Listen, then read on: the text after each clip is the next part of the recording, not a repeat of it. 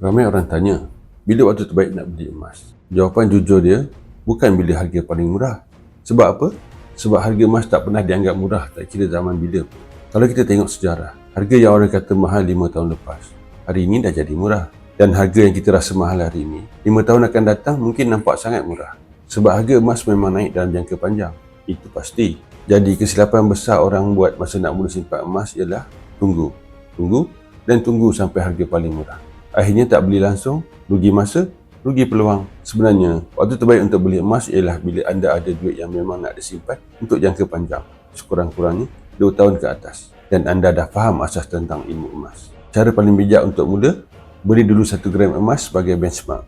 Dari situ, anda akan belajar pergerakan harga emas, bila harga tinggi, bila rendah, dan bila masa sesuai untuk tambah simpanan. Ingat, emas bukan untuk dispekulasi, emas untuk lindung nilai dan simpanan jangka panjang.